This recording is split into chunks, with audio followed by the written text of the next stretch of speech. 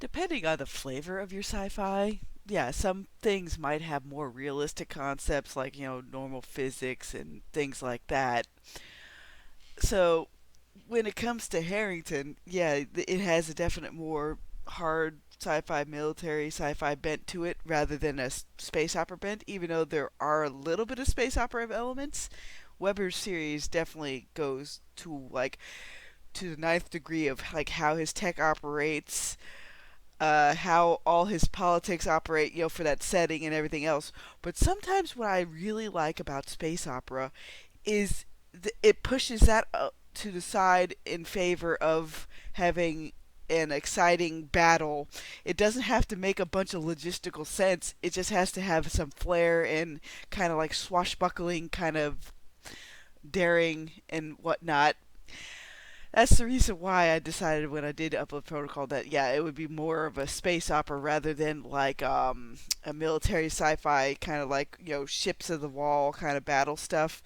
I mean, you'll get some giant fleet battles eventually with this series, with what I'm cooking up, but I'm not gonna go into the ninth degree with how the tech works and everything else. It's more, it just serves the plot to keep some stuff going, kind of like the magic. Like I have a few basic foundations for the magic, but I'm not going to be like going overboard and explaining the magic systems like Sanderson does.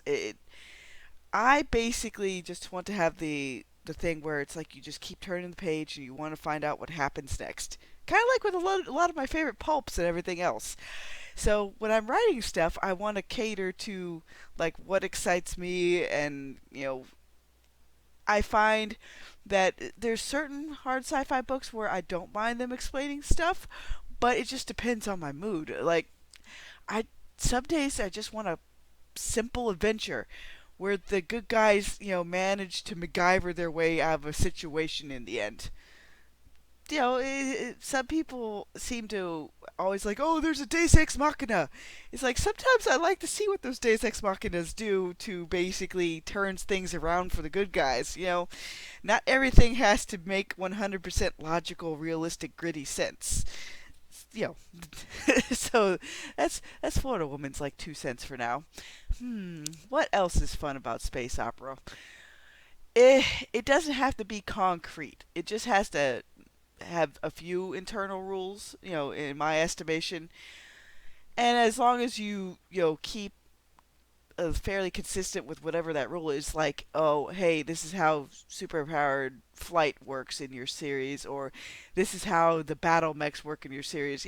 Just a few little lines about like, okay, is it like a nano implant that connects the person to the mech, that sort of thing.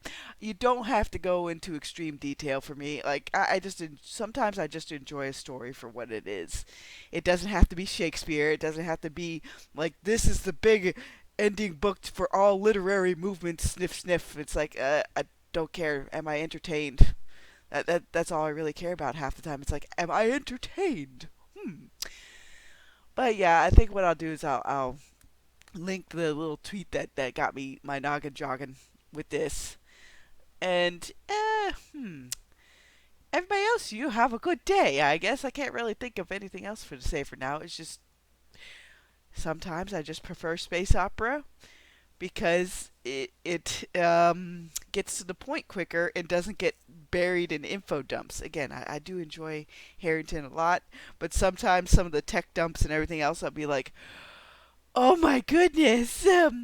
Well, at least he created a side like book where it was House of Steel, where it went into the nitty gritty of a whole lot of tech and uniforms and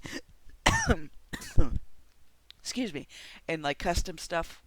So that's about it. Have a good day, everybody.